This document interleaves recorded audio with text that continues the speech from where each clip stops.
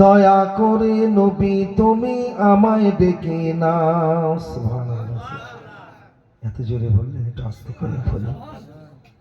মন চায় না?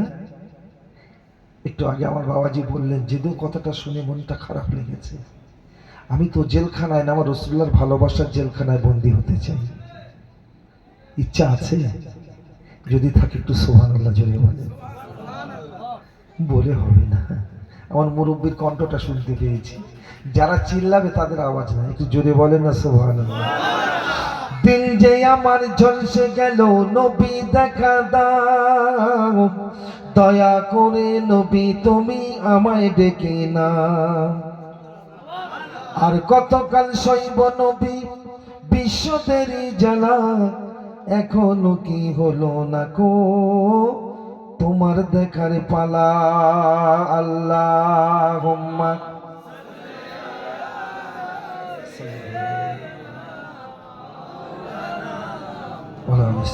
খুব সুন্দর হচ্ছে, খুব সুন্দর হচ্ছে, আর একটু জোরে।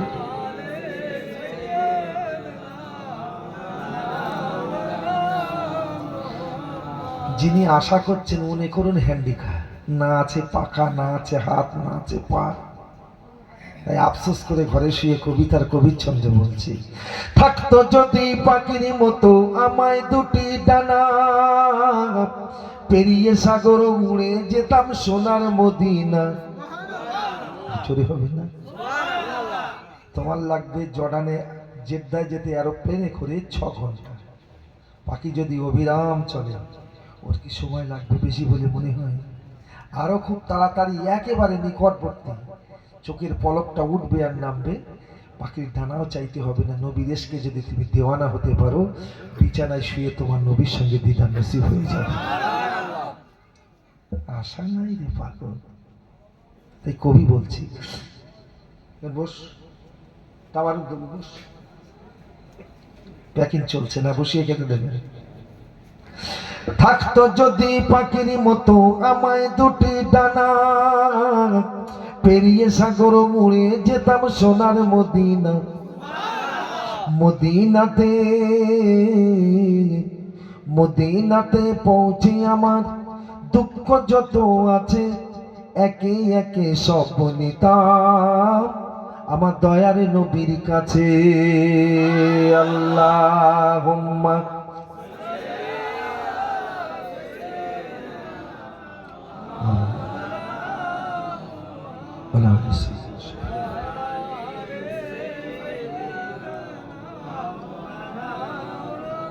এবার একটু জোরে জোরে পড়তে হবে, গলা ছেড়ে বলবেন যেন আমার আল্লাহ খুশি হয়েছে।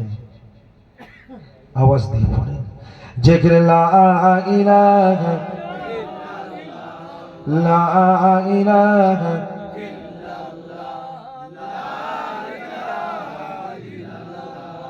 লা ইলাহা ইল্লাল্লাহ লা ইলাহা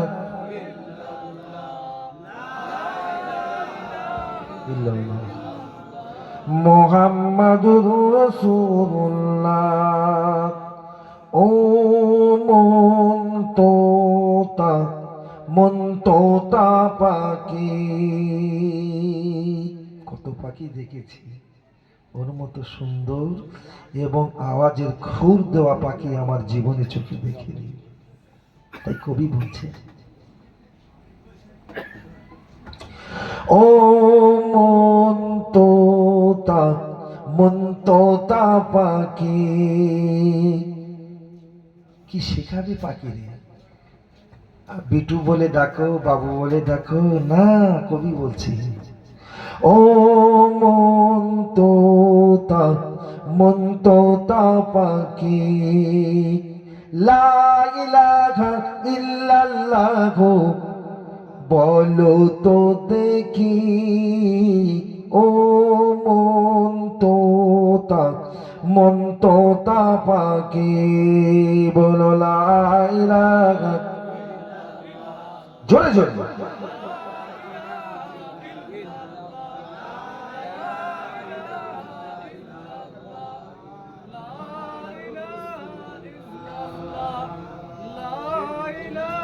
চাই আপনাদের কলমা চলে গেছে। আপনারা মনে করছেন আমার চা খেলে লস হবে?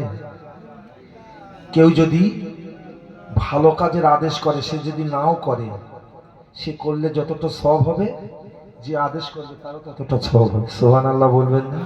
তবে আমি একবার না পারলেও, দুবার না পারলেও অন্তত আপনাদের সঙ্গে টাচ করব। গাড়ি থেকে নেমেছি, চা বলেছি ইমাম সাহেব ভাইকে একটু চা এনে দেন, খেচ্ছি। আপনাদেরকে একবার বসিয়ে রাখবো, তাই একটু কলমা পড়তে বলছি। আওয়াজ দিয়ে কালমা লা ইলাহা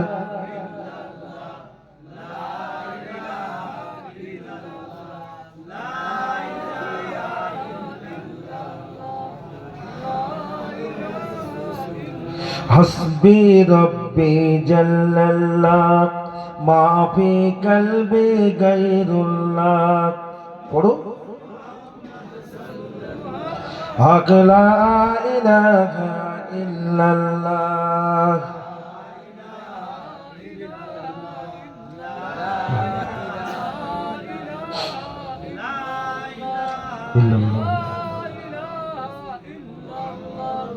লা ইলাহা ইল্লাল্লাহ মুহাম্মাদুর রাসূলুল্লাহ। আল্লাহুম্মা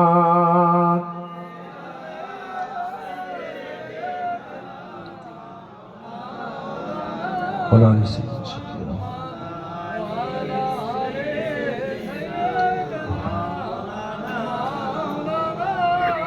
وقال الله تعالى في كلام المجيد الفرقان الحميد ولا تقولوا لمن يقتل في سبيل الله أموات بل أحياء ولكن لا تشعرون. وقال الله تعالى في آية أخرى لئن شكرتم لأزيدنكم ولئن كفرتم إن عذابي لشديد. قال رسول الله صلى الله عليه وسلم من قرأنا القرآن وعمل بما فيه ألبس ولده تجو يوم القيامة. সম্মানিত জলসার নির্বাচিত সভাপতি, আপনাদের মসজিদের যোগ্য ইমাম সাহেব ভাই, বিশেষ করে আমাদের আকাঙ্ক্ষিত বক্তা জনাব আলহাজ মাওলানা রুহুল কুদ্দুস সাহেব, সামনে বসে থাকা আমার দিন দরদি, ইসলাম দরদি, ধর্ম পিপাসক আব্বাজান ভাইয়ের, আল্লাহ পাকের দরবারে লাখো কোটি শুকরিয়া। শীতকে পেলেও আমরা বড় গর্বিত, এই মুহূর্তে আমার আল্লাহকে কাছে পেয়েছি। জোরে বলুন, জোরে বলবেন না? আল্লাহ কাছে না দূরে? কত কাছে! হয়তো রাস্তায় গেলে দেখতে পাবো না, এখানে বসলে আল্লাহকে দেখা যাবে, বিশ্বাস করো। এই জন্য আরেকটা বার বলছি, আপনারা প্রাণ উজাড় করা আওয়াজ দিয়ে আল্লাহ শুকরিয়া জ্ঞাপন করেন। সবাই বলুন আলহামদুলিল্লাহ। জোরে বলুন না আলহামদুলিল্লাহ। তারিবাদ জানাই বিশ্ব নবী, বিশ্ব নেতা নূর নবী হাবিবুল্লাহ জানাবে বাবা মুহাম্মদ রাসূলুল্লাহ। সবাই বলুন সাল্লাল্লাহু আলাইহি ওয়াসাল্লাম। হুজুরের প্রতি অসংখ্য দরুদ আর সালাম। কষ্ট করে আপনারা বসে আছেন, তবে কষ্ট কষ্ট নয়। কষ্ট সেদিন পাবো যেদিন আসরাইল আলাইহিস সালাম আমার শিয়রে দাঁড়িয়ে সিগন্যাল দিয়ে বলবে রেডি হও। তখন হালুয়া, পোলোয়া, কেলিয়া কোপ্তা, মাছের কোরমা, ডিমির কোরমা সব সাজিয়ে যদি খানজায় করে এনে সামনে ধরা হয়, খেতে আর মন চাইবে বলে মনে হয়? কথা বলছেন না কেন? আপনারা মনে হচ্ছে সব আমার অজানা মানুষ। চণ্ডীহাটায় তো অনেকবার এসেছি, এই জলসাটা নতুন। আমি তো ফোন করলাম, মনে করলাম ব্রিজ পার হয়ে যেতে হবে, না ব্রিজের এপারে আছে। রাত বেশি হয়ে গেছে, আপনাদের রাগটাগ হচ্ছে নাকি? আমার উপরে রাগ করবি যেন আল্লাহর উপরে রাগ করবি না, জুতে কেলিয়ে দেবে কিন্তু। কেলাচ্ছে দেখ, আমি দেখাবো ইনশাল্লাহ। ভাই সত্যি করে আপনারা বলুন, এই জায়গায় বললে বসলে আল্লাহ আল্লাহ রসুলকে পাওয়া যায় না? যায় না? সুন্দর পরিবেশ, আরো মানুষ আসবে। যত সময় আমার শেষের দিকে যাবে না, তখন ওরা বুঝিয়ে নেবে এবার ইয়া নবী সালামু আলাইকা হবে। আর হাঁড়ি জ্বলছে মানে হাঁড়ি তো ওদের মনে মনে বসে আছে। কি ভুল বললাম না? কি বলবো? এখন গাড়ির বক্তার দাম বেশি না হাঁড়ির বক্তার দাম বেশি? আমি তো গাড়ি থেকে নেমেছি, একটু পরে বক্তা হাঁড়ির থেকে নামবে, দেখবেন ঠেলা, শ্রোতা দর্শকের ঠেলা ঠেলি কিরকম হবে। যাক, ভূমিকা নয়, আলতু ফালতু কথা বলে কোনো লাভ নয়। শীতকে উপেক্ষা করে আপনারা কষ্ট করে বসে আছেন কিছু পাওয়ার আশায়। এখানে বসলে পাওয়া যায়, যদি খোঁজ করা যায়, সন্ধান করা যায়, দেখা যায়। সব তো আইয়ামে জাহিলিয়াতের যুগ, অন্ধকার যুগ ছিল। নবী সোনা ছড়িয়ে দিয়েছিল। একটু সরিয়ে রাখেন, আপনার নাড়ব তো। নবী সোনা ছড়িয়ে দিয়েছিল, সোনার থেকে মূল্যবান সোনা, যেটা হলো আল কোরআন। আল্লাহ নবী 15 বছর গাড়ে হেরায় ছিল। জিবরাইল নবীর কাছে এসে বলেছিল, পড়ো ইকরা। ইকরা শব্দের অর্থ হলো পড়ো। কি পড়বো? আল্লাহ যে কোরআন আমার নবীর উপরে অবতীর্ণ করেছে, সেই কোরআন পড়ার হুকুম দিল। নবী প্রথম পড়ে জগতের মানুষকে শুনিয়ে দিল, ছড়িয়ে দিল। যারা সোনার সন্ধান করেছে তারা সোনা হতে পেরেছে না পারেনি? এখনো সে সোনা আছে, অভাব, আমরা এখনো সোনার সন্ধান করতে পারিনি। যারা নামাজ পড়ে ওরা কোরআনে সন্ধান করে, বিশ্বাস করুন, আমি বোঝানোর জন্য বলছি।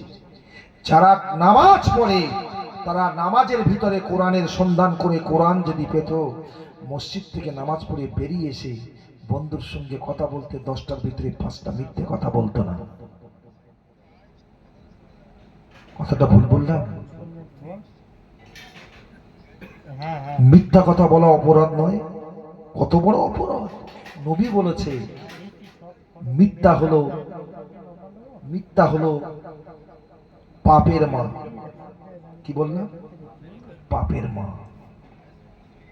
বাপ জন্ম দেয়, একটা ব্লাটারে ধারণ করে 10টা 15টা 20টা সন্তান, সে কে? গর্ভধারিণী মা। সন্তান বিস্তার করতে মাই পারে। এই বিশ্ব নবী বলেছে মিথ্যার কি গো, মিথ্যার আশ্রয়, মিথ্যার পাপ হলো মা। সন্তান বিস্তার করে, পাপ ও অন্যায়কে বিস্তার করে। নবী পাকের কাছে একজন সাহাবী এসে বলছে, একটা ইহুদি এসে বলছে, এই নামাজি, তোর নামাজের ওয়াজ করবো না। এই রোজদার, তুই মিয়ারাজে রোজা করেছিস, তোর রোজার ওয়াজ করবো না।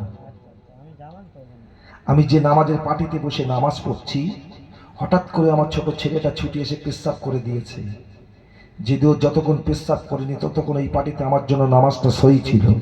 পেশাব করে দেওয়ার পরে ওই পাটিতে যদি নামাজ পড়ি, নামাজ হবে না, কারণ ওটা নাপাক হয়ে গেছে। খুব ভালো করে বুঝবেন। তাহলে পেশাব করে দেওয়ায় পাটিটা যদি অপবিত্র হয়ে যায়, তোমার দেহটাকে তুমি নামাজের পাটি মনে করো। যদি পেশাবটা নাপাক হয়, হারামটা কি? পাক না নাপাক? এটা বোঝানো যায়। হারামটা পাক না নাপাক? যদি নাপাক হয়, তাহলে ওই পাটিতে যদি নামাজ না হয়, নাপাক দেহ নিয়ে নামাজ পড়লে নামাজ হবে বলে মনে হয়? তোর নামাজের ওয়াজ আমি করিনি, তোর পাটির ওয়াজ করছি রে পাগল। অসুবিধা হচ্ছে নাকি আপনাদের? আল্লাহ, জায়গা পাক না হলে তো নামাজ হবে না। শরীর পাক, জায়গা পাক, দেহ পাক, বস্ত্র পাক। আল্লাহ আল্লাহ আল্লাহ আল্লাহ। এই আউট করে দেবো। এতক্ষণ ছিলেন তো কি হয়েছে? যে কটা ছিল যথেষ্ট হবে। চুপ করে বসে গল্প করবি না, চুপ করে বসে থাকবি। এখন 2 ঘন্টা মনে করে রাখ বিরিয়ানি হবে, বিরিয়ানি না কিছু।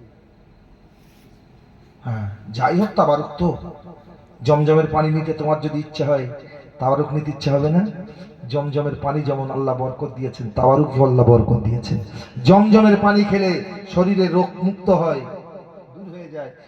আর এই তাবারুক খেলেও কি গো, তাবারুক খাওয়াটা সুন্নত, কথা বলছেন না কেন? শরীরে রোগ দূর হয়ে যায়, পেটের রোগ দূর হয়ে যায়। নেবেন, বসুন। তবে 2 ঘন্টা বাদ। কত, 1 ঘন্টা না 2 ঘন্টা? ওরে বাবা, ইমাম সাহেব বলছে যতক্ষণ না। যাই হোক, যেটা বলছি, আপনাদের অসুবিধা হলে বলবেন, আমি এক্ষুনি দোয়া করে দেবো। দুটো কথা বলি না, নবীর কথা বলতেও ভালো লাগে, শুনতেও ভালো লাগে।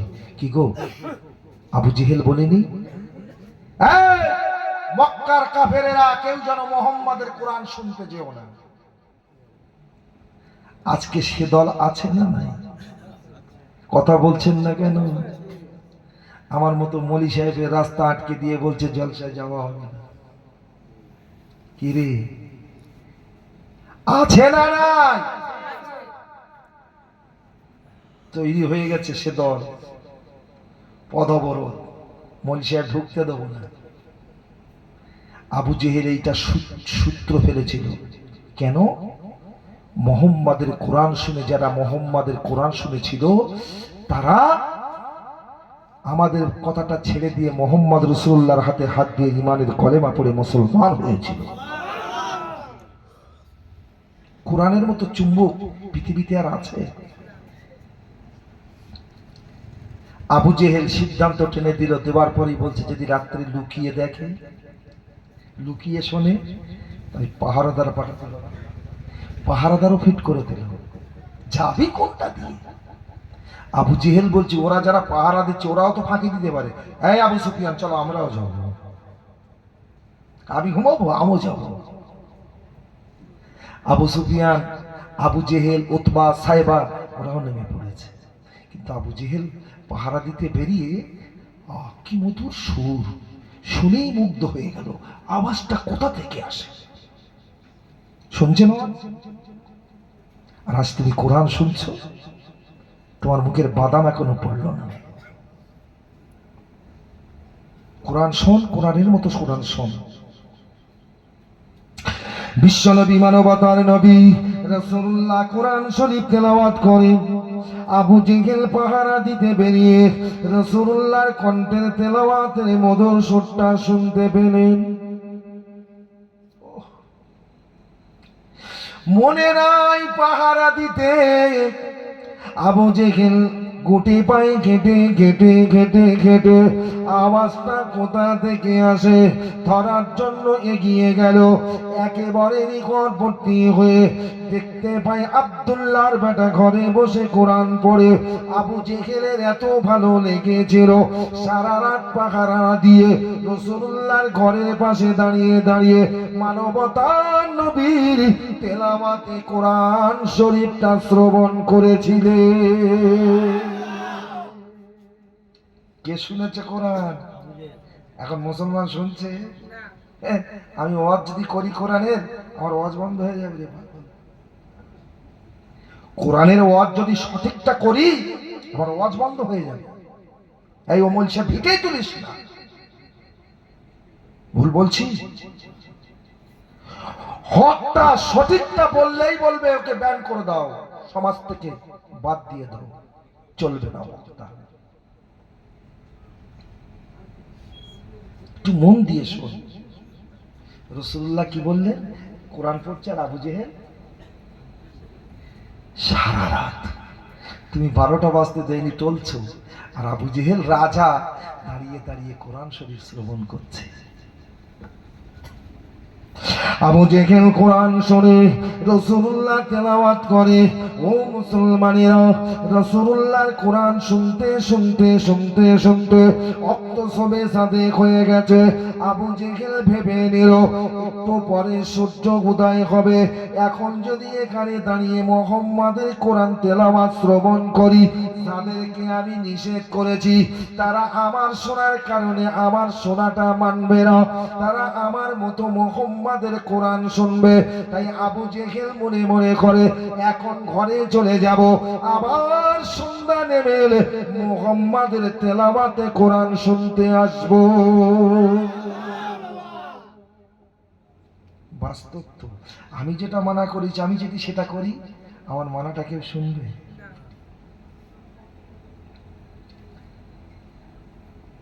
এই কোম্পানি চলে যাচ্ছে, কোম্পানির লোক ঠিক আছে তো?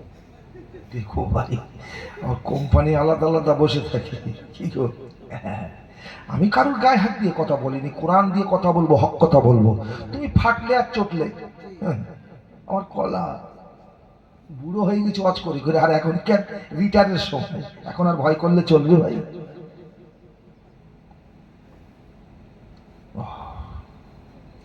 আবু জেহেল ঘরে এসে বসে আছে, কেন চিন্তা করছে কখন কি বলছে শুনবেন? দিন তুই কখন সরে যাবি, রাত তুই কখন চলে আসবি, দিন কখন তুই সরে যাবি, রাত তুই কখন চলে আসবি, আমি মুহাম্মাদের তেলাওয়াতে কোরআন শুনতে যাব। এদিকে প্রজারা এসে বলতে আবু জেহেল ও ঘরে খিলকে বসে রয়েছে, ও তো চিন্তা করতে শুধু দিন সরে গেলেই মুহাম্মাদের কোরআন শুনতে যাব। আলোয় তো যাওয়া যাবে না, অন্ধকারে যেতে হবে। কিতাবের মধ্যে লেখা আছে আবু জেহেলকে প্রজারা ডেকে বলেছিল, ও আমাদের নেতা আবু জেহেল, কোথায় আছো, বেরিয়ে এসো।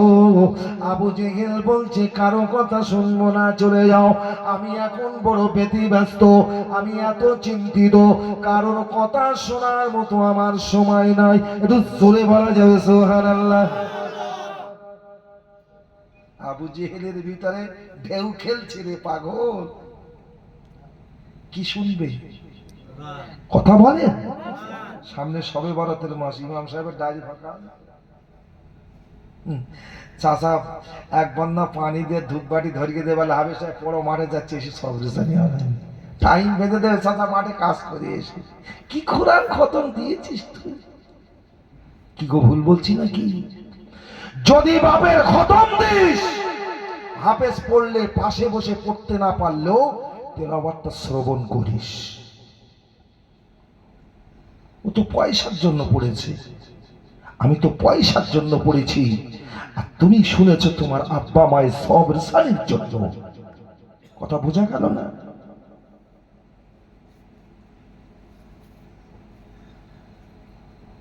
তুমি কোরআন দরদি হয়েছে, হয় সাহেব তিনটে খতম দিও, আমার বাপের নামে একটা, মার নামে একটা, দাদির নামে।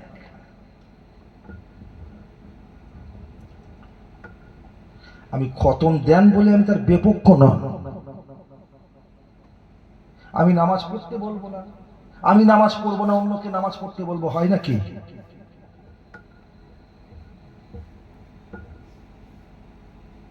আবু জেহেল লোকদেরকে তাড়িয়ে দিল, দিন সরে গেল, রাত চলে এলো, আবু জেহেল লোকজন পাঠিয়ে দিল, যাও পাহারা দিতে বেরিয়ে যাও, তোমরা মুহাম্মাদের কোরআন যেন কেউ শুনতে না পারে, পাহারা দেবে, পাহারা দেবে।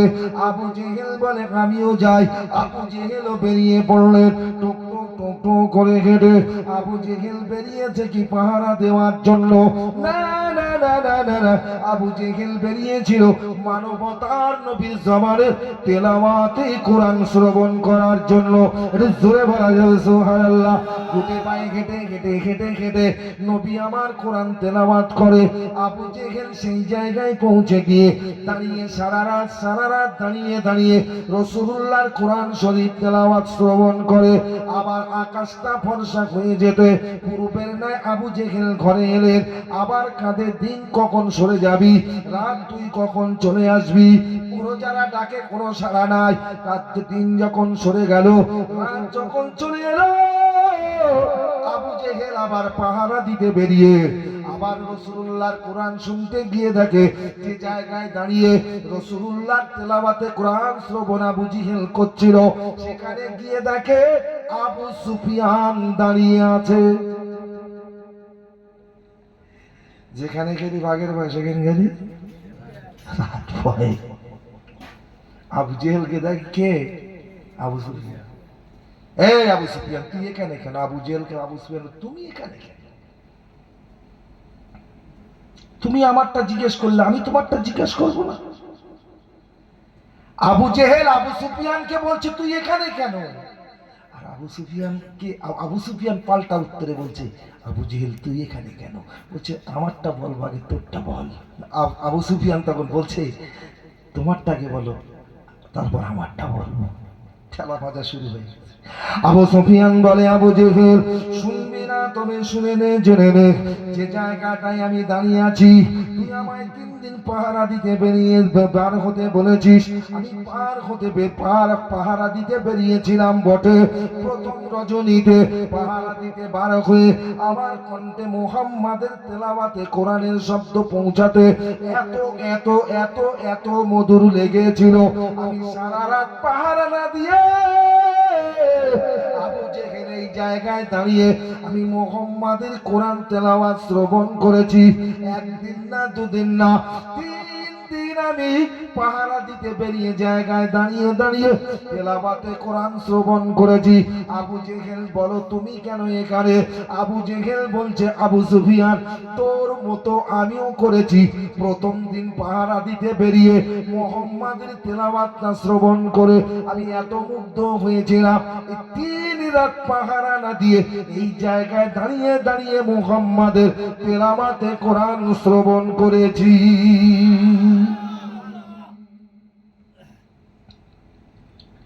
এখন আপনাদের একটা প্রশ্ন আসতে পারে যে এক জায়গায় দাঁড়িয়ে যখন দুজনাই শুনে, তাহলে এর আগে দেখা হলো না কেন? ভাই কোরআন শুনে এত ভালো লেগেছিল, চোখ দুটো অন্ধ হয়ে গিয়েছিল। অন্ধ বুঝতে পেরেছেন? মানে কোরআনের মধুর সুন্দর সুর শুনে কে আছে কে নেই এসব দেখার দিকে ধান্দা নাই, বিভোর হয়ে কোরআন শুনছি, জানেন দেওয়ানা জানে বলে। আমার কথা বুঝতে পারছেন কিছু?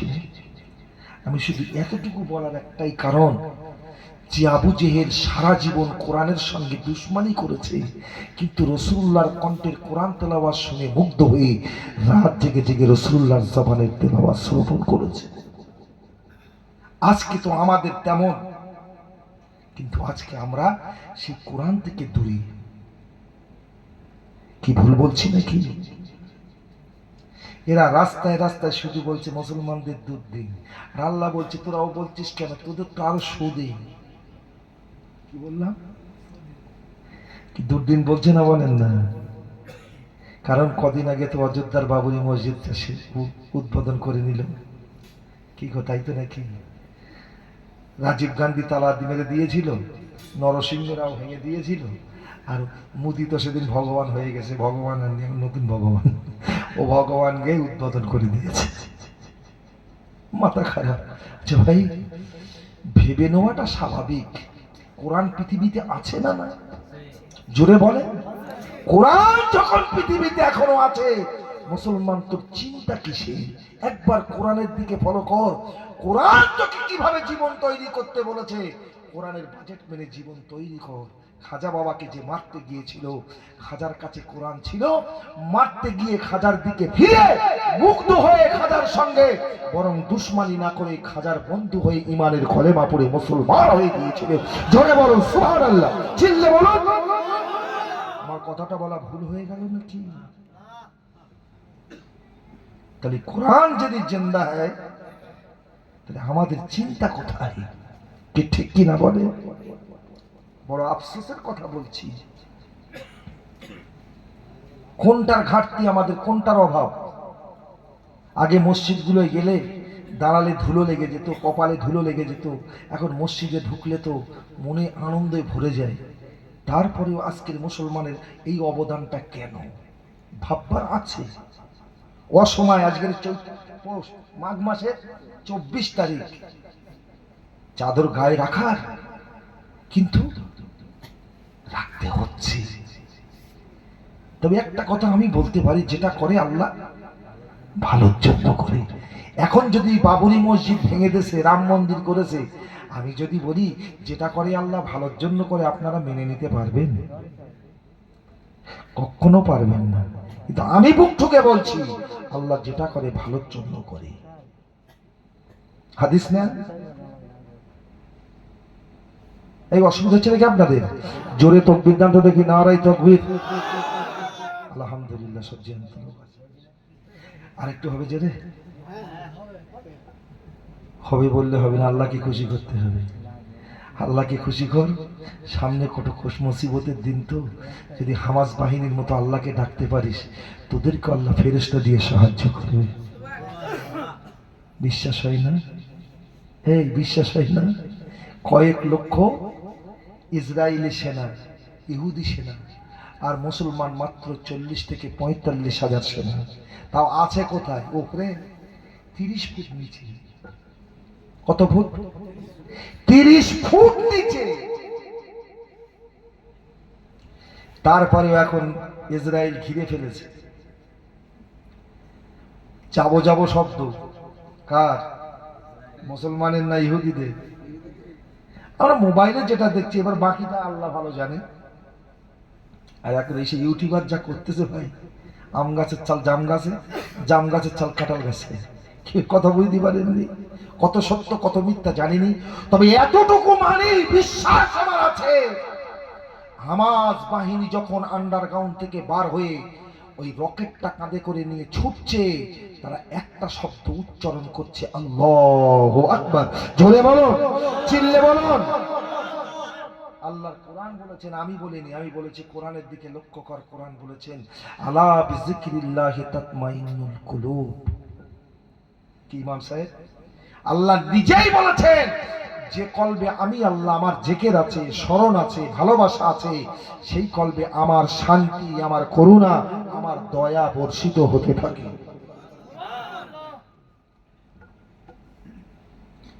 বিপদে পড়ে আল্লাহকে ডাকলে লাভ নেই, তবে ফেরাউনের মতো ডাকলে লাভ হবে না। ডাকার মতো ডাকতে হবে। কি ঠিক কিনা? এদিকে এক হাতে চা, এক হাতে বিড়ি টেনতে স্যার বলছে, আল্লাহ এ কি করতে, দেখো দিন দিকে আর সহ্য হয় না। ভুল বললাম নাকি? ওই কান্নাটা তুই মসজিদে বসে কাঁদ আল্লাহর কাছে। কি বললাম? মসজিদে বসে কাঁদ। চায়ের দোকানে কাঁদার জায়গা নয়, নবী ওটাকে নিকৃষ্ট জায়গা বলেছে।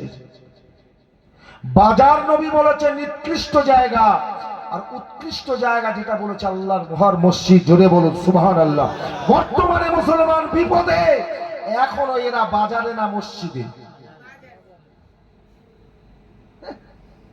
জাল ছেঁড়া পোলো ভাঙা, তুমিও বাঁচবে না, আমিও বাঁচবো না।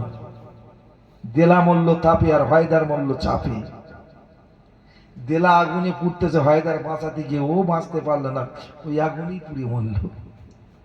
রাগ করুনি বাবু, আমি যদি কটা কথা বলাতে আপনাদের কষ্ট হয় ক্ষমা চেয়ে নেব, কিন্তু বাস্তবটা বলছি। এত কিছু হয়ে যাবার পরেও মুসলমান পরিবর্তন হয়েছে। কথা বলছেন না কেন? তাহলে আফসোস করে কি হবে? আল্লাহ আল্লাহ। তাহলে হামাস বাহিনীর কথা বলেছি, মনে পড়ে গেল কার কথা? আমার বদরের যুদ্ধের কথা মনে পড়ে গেল। এটাকে দেখি আর বদরের যুদ্ধের কথা ভাবি। 3000-এরও বেশি কাফের সেনা ছিল, রাসূলুল্লাহর মাত্র ছিল 313 জন সেনা। কত? 313। 3000-এরও বেশি কাফের সেনা। সাহাবায়ে কেরামেরা বলেন, আমরা যুদ্ধে জয়ী হয়েছি 313 জন সেনা লড়াই করে নয়, তবে আমরা একদল সেনাকে দেখেছি, চোখে দেখতে পাইনি, পায়ের শব্দ শুনেছি। তারা আমাদের সঙ্গে সহযোগিতা করেছিল। তারা কেউ ছিল না দুনিয়ার কোনো মানুষ নয় গো, তারা ছিল আল্লাহর অগণিত রহমতের ফেরেশতা। ফেরেশতা সব মরে গেছে নাকি? আছে বিশ্বাস? আচ্ছা, বদরের যুদ্ধে যদি ফেরেশতাদের সাহায্য আল্লাহ দেয়, ফেরেশতা দিয়ে আজকের যে বিপদে পড়েছি, আল্লাহ আমাদের যদি আল্লাহর হই, আল্লাহ আমাদের এই ফেরেশতা দিয়ে সাহায্য করতে পারে না? পারে না? ভুল বুঝলে হবে না। এবার আসুন, যে কথাটা বলতে চেয়েছিলাম, আমি বলছি মসজিদ ভেঙে দিয়েছে, রাম মন্দির করেছে, আমি বলছি আল্লাহ যেটা করে ভালোর জন্য করে, এটাই বলছিলাম তো। আচ্ছা, মসজিদ বড় না নবী বড়? মাশাআল্লাহ, ওয়াজ করতে খুব ভালো লাগবে। আরে সব উত্তর দিতে হবে, দুই একজন দিলেই হবে। কোরআন বড় না নবী বড়? এ বলে কোরআন বড়, নবী বড়। জিবরাইল আলাইহিস সালাম নবীর কাছে এসে বলছে, নবী তুমি বড় না আমি বড়? এই হাদিসটা তো আপনারা অনেকবার শুনেছেন। জিবরাইলকে নবী বলছে আমি বড়। জিবরাইল মন ছোট হয়ে গেছে, কদিন আগে তো মোহাম্মদ মায়ের গর্ভ থেকে দুনিয়া এসছে, আর আমার যে কবে সৃষ্টি করেছে আমি নিজেই জানিনি। আমার নবী জিবরাইলের মুখের দিকে ফিরে বুঝতে পেরে বলছে, জিবরাইল আমি বড় বলেছি, তোমার মনে চিন্তা হচ্ছে। আচ্ছা তুমি তো বলো, বলো তো তোমার সৃষ্টির পরে তুমি কিছু দেখেছিলে? বলে হ্যাঁ দেখেছি, আকাশে একটা আলো উঠতে, চাঁদ উঠতে, মানে সূর্য, মানে ওই আলোটা 70,000 বার উঠতে দেখেছি, আর 72,000 বার নিভতে দেখি। এই 70,000 বার উঠতে দেখেছি, আর আমি ওই 70,000 বছর পর পর একবার করে উঠতো ওই সূর্যটা আমি আমার জীবনে 72,000 বার উঠতে দেখেছি আর নিভতে দেখেছি। জোরে বলুন সুবহানাল্লাহ। জিবরাইল নবী বলছে, জিবরাইল তুমি এই আলোটাকে চেনো? ওটা হলো নূরে মুহাম্মাদি, আমি রাসূলুল্লাহ, আমার নূর মোবারক। জিবরাইল বুঝে গেলেন। এবার বলছে তুমি বড় না কোরআন বড়? রাসূলুল্লাহ বলেন, ইয়া আখি জিবরাইল, ও ভাই জিবরাইল, প্রথম প্রশ্নের উত্তরটা আপনাকে বোঝাতে পেরেছি, বুঝে আপনি দ্বিতীয় প্রশ্ন করলেন আপনি বড় না কোরআন বড়? ওগো জিবরাইল, আমি আব্দুল্লাহর বেটা বড়, কেননা কোরআন আল্লাহ পাঠিয়েছে আমাদের জন্য। এখন এই চেয়ারে বসে আছি, এই চেয়ারটা বড় না আমি বড়? আমি বসবে বলেই তো চেয়ারটা এনে দিয়েছে, কি ঠিক কিনা বলেন? নবী বলছে আল্লাহ আমাদের কাছে কোরআন পাঠিয়েছে আমাদের জন্য, তাই না? এবার নবীর কাছে তৃতীয় নাম্বার প্রশ্ন করেছিলেন, ইয়া রাসূলুল্লাহ হাবিবাল্লাহ, এবার তৃতীয় নাম্বার প্রশ্নের উত্তরটা দেন, আপনি বড় না দিন বড়? রাসূলুল্লাহ চোখের কোণায় পানি, ইয়া আখি জিবরাইল, আপনি আমাকে বলেছেন আপনি বড় না আমি বড়? আমি রাসূলুল্লাহ বলেছি আমি বড়, বুঝিয়েও দিয়েছি আপনাকে কেন বড় বলেছি। তৃতীয় নাম্বার প্রশ্ন করেছেন আপনি বড় না কোরআন বড়? আমি রাসূলুল্লাহ বলেছি আমি বড়, কারণটা আপনাকে বুঝিয়ে দিয়েছি। এবার আপনি যে প্রশ্নটা করেছেন, ইয়া আখি জিবরাইল, ও ভাই জিবরাইল, উত্তরটা শুনে নিন। আমি রাসূলুল্লাহ বলছি আমি বড় নই গো, দিন হলো বড়। জোরে বলা যাবে সুবহানাল্লাহ। কেননা আল্লাহ পাক আমাকে দিন প্রচারের জন্যই তো নবী করে পাঠিয়েছে।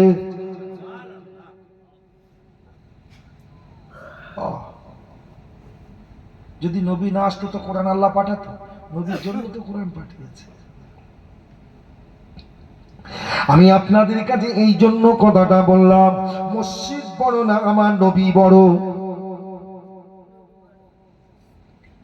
এবার আসুন আমি আপনাদের কাছে বলে জানা কথা বলছি। হাদিস শরীফের মধ্যে লেখা আছে, 1 তারিখে আমার রাসূলুল্লাহকে আবু জেহেল সুযোগ বুঝে এত এত এত মার মেরেছিল, রাসূলুল্লাহকে পাথর মেরে মাথাটা ফাটিয়ে দিয়েছিল। আমার নবী সহ্য না করতে পেরে আবু জেহেলের হাত থেকে বাঁচার জন্য পাহাড়ের মাথায় ঠেলে উঠেছিল। আর ওই সময় আবু জেহেল নিরুপায় হয়ে নিচেই দাঁড়িয়ে আমার নবীকে গালি দিতে শুরু করেছিল। কিতাবে এসেছে নবী আমার পাহাড়ের মাথায় বসে আছে, আবু জেহেল নিচে দাঁড়িয়ে নবীকে গাল দিতেছে। আর ওদিকে রাস্তা দিয়ে হেঁটে যায় রাসূলুল্লাহর চাচা, চার নারী ভুঁড়ি বার করে কিন্দা দাঁত দিয়ে চিবিয়েছিল, হযরত আমির হামজা। হযরত আমির হামজা যাচ্ছে রাস্তা দিয়ে। কিতাবে এসেছে মেয়ে ছেলেরা বলা বলি করে মুহাম্মাদের বাপ মা বেঁচে থাকলে আবু জেহেলের মারির স্বাদ মিটিয়ে দিত, বাপ মা নেই বলে কেউ প্রতিবাদ করলো না। হযরত আমির হামজা শোনার পরে ছুটে ছুটে ছুটে ছুটে গেল, গিয়ে দেখে আবু জেহেল পাহাড়ের নিচে দাঁড়িয়ে আমার রাসূলুল্লাহকে গাল দিতেছে। কিতাবে এসেছে আবু জেহেলকে আমির হামজা এত এত মার মেরেছে, জমিনে পড়ে লোটোপোটো খেতেছে। কিতাবে এই রূপ এসেছে, এমন মার মেরেছে মনে হয় আবু জেহেল আর বাঁচবে না। এইরকম ব্যবস্থা করে দিয়ে আমির হামজা পাহাড়ের মাথায় উঠে নবীকে দেখে মনটা খারাপ করে নবী বসে কি যেন চিন্তা করে রাসূলুল্লাহর পিছনে দাঁড়িয়ে আমির হামজা বলেছিল, ভাতিজা তোমাকে আবু জেহেল মেরেছে জানতে পেরে আমি এসে প্রতিশোধ নিয়েছে। এত মার মেরেছি, মনে হয় আবু জেহেল আর বাঁচবে না। রাসূলুল্লাহ মাথা ঘুরিয়ে বলেছিল, চাচা কি সর্বনাশ করলে তুমি, যে আবু জেহেলের জন্য আমি আল্লাহর কাছে কাঁদে। আল্লাহ, আমার চাচা আবু জেহেল আমায় চিনতে পারেনি, আমি নবীকে চিনতে পারেনি, এর জন্য ভুল করার কারণে আল্লাহ যেন আপনি আসমানি গজব আমার চাচার জন্য দেবেন না। আমার চাচা, আমি আবু জেহেলের জন্য কাঁদছি, আপনি কেন মেরে প্রতিশোধ নিলেন? ওই সময় আমি হামজা বলেছিল, তোমাকে মেরেছে প্রতিশোধ নিয়েছে, তুমি আনন্দিত হবে, কিন্তু আমি দেখি তোমার মুখে দুঃখের ভাঁজ। কারণটা কি? ওই সময় রাসূলুল্লাহ বলেছিল, ও চাচা জান সত্যি করে বলো, ও চাচা জান সত্যি করে বলো, আপনি আমাকে বুঝিয়ে দিলে এই বর্তমানে মক্কার জমিনে ভোটার সংখ্যার দিকে চলে যান। রাসূলুল্লাহ বলেছিল, ও চাচা জান আপনি বলুন, মক্কার জমিনে আমি রাসূলুল্লাহ আমার ভোটার বেশি না আবু জেহেলের ভোটার বেশি? আমি হামজা বলে, না না না, আবু জেহেলের ভোটার সংখ্যা বেশি।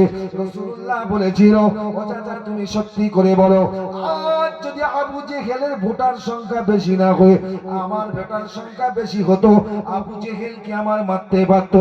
না না না, কশ্চিনকালেও মারতে পারতো না।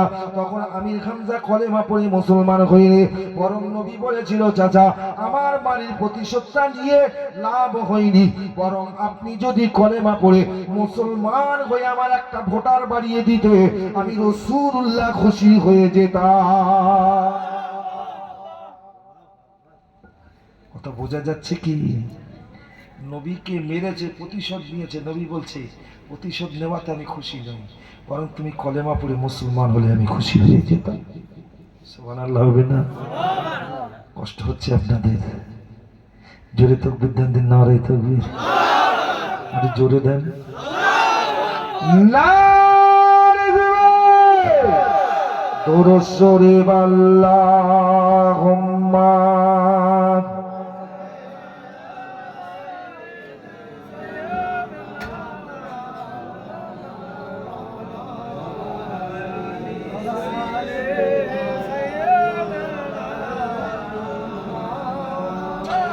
দূর ভারতে মোদের আবাস নবীর মদিনাতে, অনেকে বাদার বাদ রয়েছে তাহার মিলন পথে।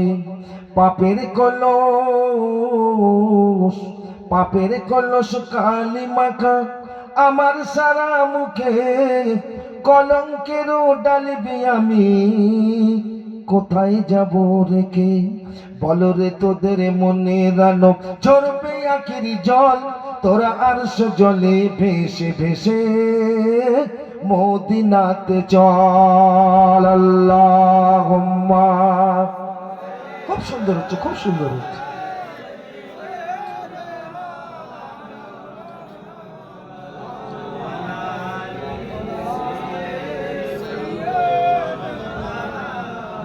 পেয়ারে হাজিরিন, এবার আসুন, আল্লাহ যেটা করে ভালোর জন্য করে। বিশ্বাস করুন, মসজিদ ভেঙেছে, আমি বলছি কি দুর্দিন, কারণ সব মনে মনে হচ্ছে, অনেক রকম চিন্তা হচ্ছে, আর আল্লাহ বলছে আমার খুশির দিন।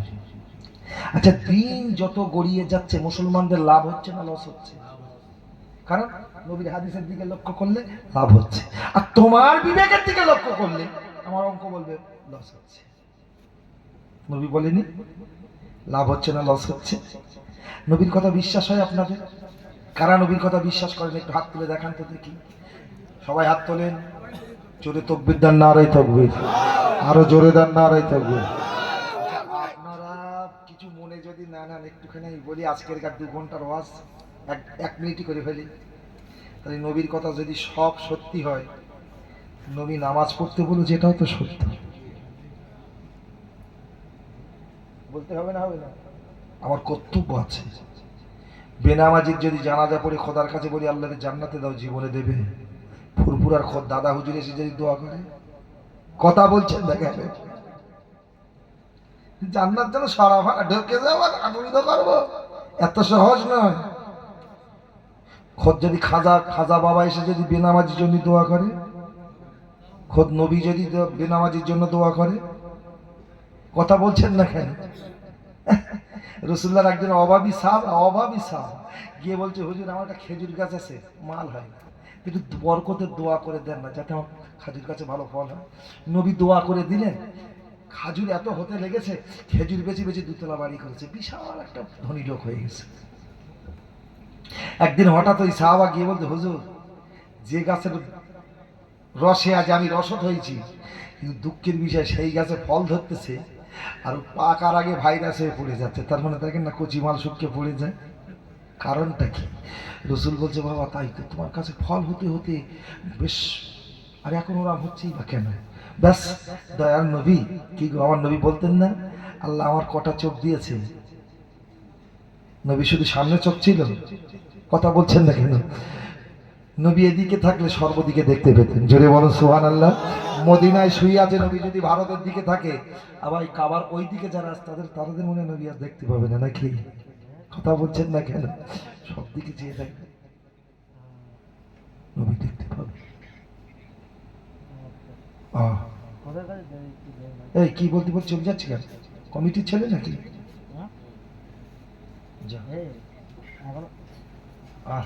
যাও, দোয়া করো আমার জন্য, দোয়া করো, আমার আব্বার সালাম দিও। বাবু, আল্লাহ আল্লাহ আল্লাহ। তাহলে বেনামাজির কথা বলছিলাম, তাই তো? এই রাসূলুল্লাহ বলছে, চলো তো বাবা যাই, তোমার গাছে কি রোগ হয়েছে একটু গিয়ে দেখি। আমার নবী গেলেন। এই মুসলমান, এই এই এই কোম্পানি, কি ব্যাপার? অত নড়াচড়া করলে আমার আওয়াজ নড়াচড়া হয়ে যাবে, এমনি শ্রোতা কম। এবারে সবচেয়ে চণ্ডীহাটার আজকের জলসায় লোক বেশি বেশি, মানে এত লোক কোনো জলসায় হয়নি। যেমন জায়গা তেমন লোক, কি ভাই ঠিক কিনা? আবার এখন পাড়া ভার্সের জলসা হয়তো, কি রে, আবার এখন জলসা পার্টি কালারও চলে গেছে। কে ভুল বলছি নাকি? ও মসজিদে হয়তো পার্টি কালারে চলে যাবে, সর্বনাশ হয়ে যাবে। লক্ষণ ভালোর দিকে নয়।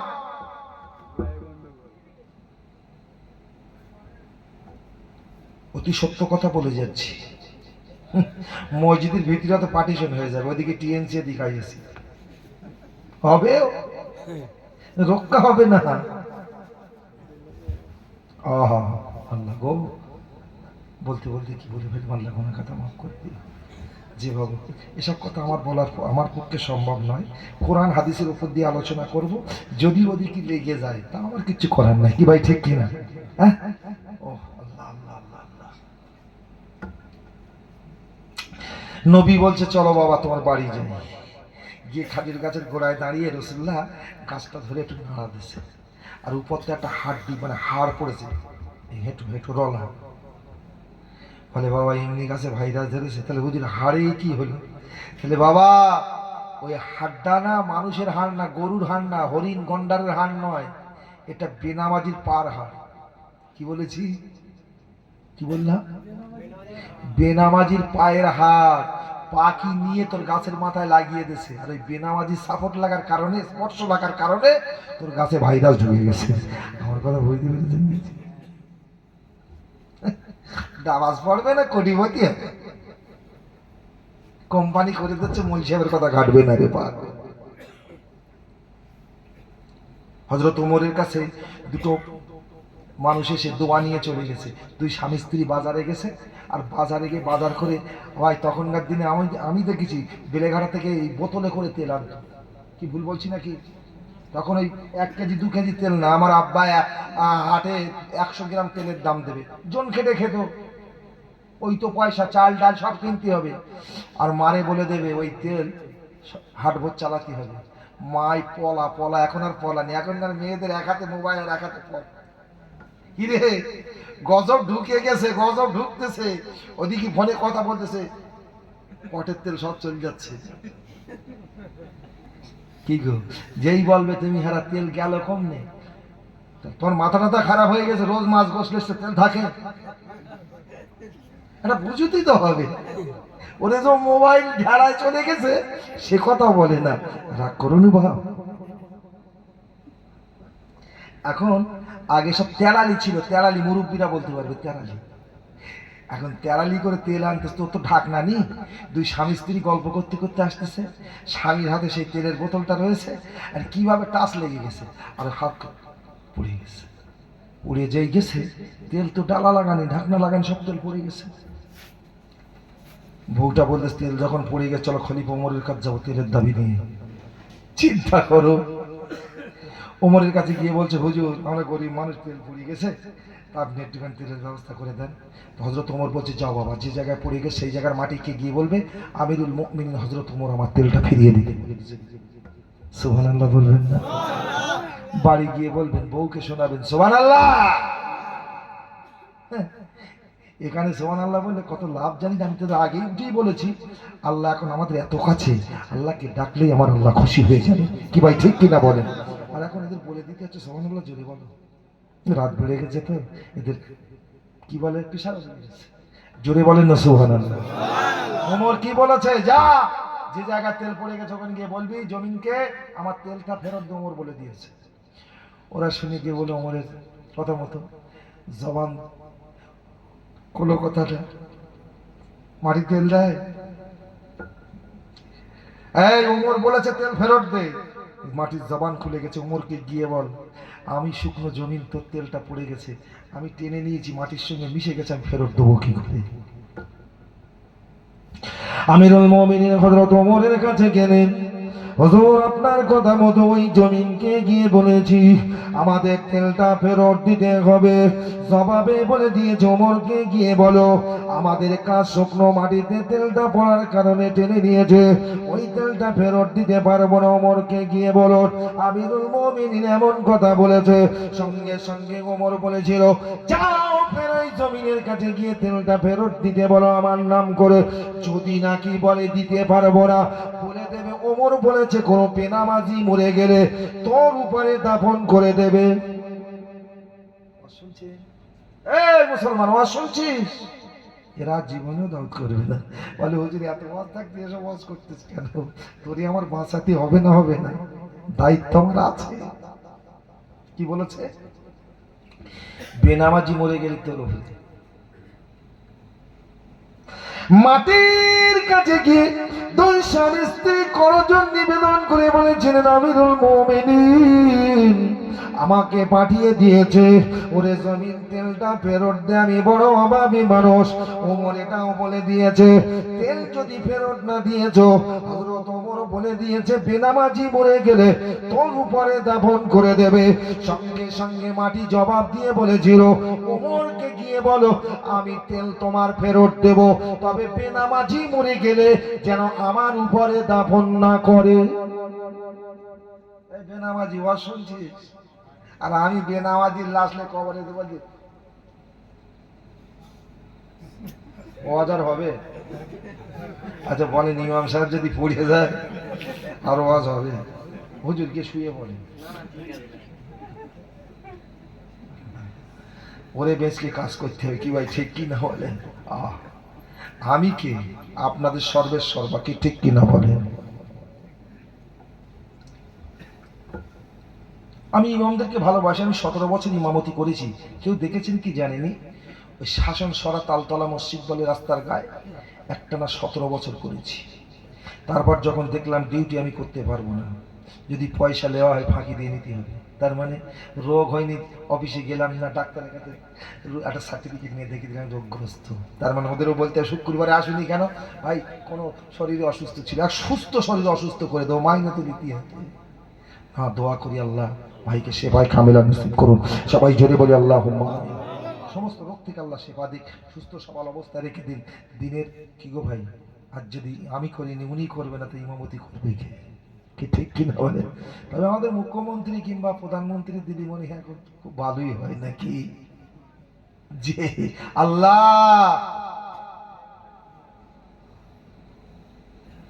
বেনামাজির কথা বললাম, আপনারা কেউ রাগ করেছেন নাকি? আবার এ তো মোবাইল ছেড়ে দিয়ে রেখে দিচ্ছে, দিয়া টাল ফাল বলবো তাও তো হবে না ভাই, ধরা পড়ে যাবো। এখন আর ওয়াচ করার মতন নেই, গাল হা করলে উঠে যাচ্ছে, কিচ্ছু করা যায়, ধরা পড়ে যাবো। ভাই খুব কঠিন সময় তো, তাহলে আমি বেনামাজির কথা বলেছি। একটা কথা জিজ্ঞেস করি, কিছু মনে যদি না করেন। আচ্ছা ভাই, এই ওয়াজ যে শুনতে এসেছেন, এটা শোনা ফরজ না সুন্নাত? তাও জানেন না? যদি কেউ জানেন না বলে ফেলেন না। এ বলেছে ওয়াজিব, আর একজন বলেন ঘোড়ার লেজ এখন আর ওয়াজ হচ্ছে। কি আশ্চর্য বলেন। এই ইরির মধ্যে বলে 4-5টা জলসা হয়ে গেছে আপনাদের চন্ডিয়াটা, 19টা হয়। তাহলে কি ঘোড়ার লেজ, কি ওয়াজ করবো বলেন দেখি। এ বলছে ওয়াজিব, আর দু একজন বলেন কি, তার মানে আর কেউ মুখ খুলবে না। হ্যাঁ, ও বলে সুন্নত। ওয়াজিব সুন্নত হইল, আর জাকাত দরকার নেই। এ ভাই, ওয়াজ শোনা ফরজ না সুন্নত না ওয়াজিব না? কি বললাম? ওয়াজ শোনা ফরজ না সুন্নত না ওয়াজিব না?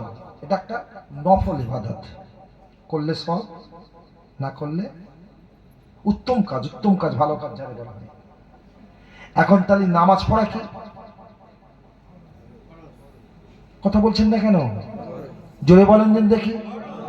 ও তার মানে সবাই জানেন, সব জানেন, সবাই জানেন, তাহলে মুখ খোলেন না কেন? সবাই একটু আওয়াজ দিয়ে বলেন, নামাজ পড়া কি? মাশাআল্লাহ, অত সহজে হবে? করোনা যখন এনেছিল আমি বললাম আল্লাহ করোনা কেন গেল, আর দিন কত থাকা ভালো ছিল। শালা মুখে পানি নেয় না, সে দেখি টুপি মাথায় বন্যা লেগে। ভুল বলতেছি? এই ভুল বলছি? যাতে সারা করোনা না আসে। এই লোকটা গেল কেন আমি কিছু বুঝতেই পারিনি। রাগ করলে হবে না বাবা, কথায় বলে গুতোয় না পড়লে বিড়াল। মুসলমান নামাজ ফরজ কি সুন্নাত তাও বলতে পারে না, আশ্চর্য, অবাক হয়ে যাই। 19টা ওয়াজ জলসা হয় বলতে গেলে।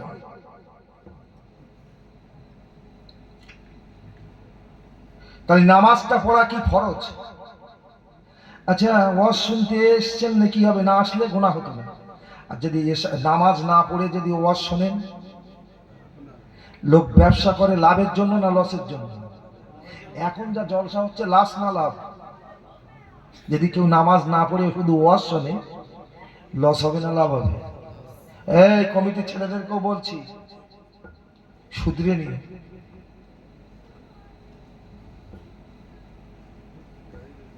বিশ্বাস করুন,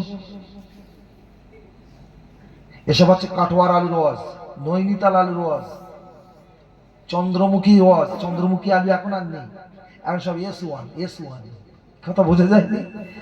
মাল রস থাক না থাক, স্বাদ লাগুক আর না লাগুক, বড় তো আমাদের ওয়াজ আর এখন চলবে। এখন দেখেন না সব হাইব্রিড বক্তা, স্টেজ কেটকে দেবে 15,000 টাকা ফি। হ্যাঁ বুঝলি, হ্যাঁ কিছু মনে করিনি ভাই, আমি বিরোধ করিনি। তুই 15,000 টাকার ওয়াজ বক্তার ওয়াজ শুনলি, 5,000 টাকার বক্তার ওয়াজ শুনলি, 1 মাস মাইনে খেতে 6,000 মাইনে দিস কিনা তাও জানিনি।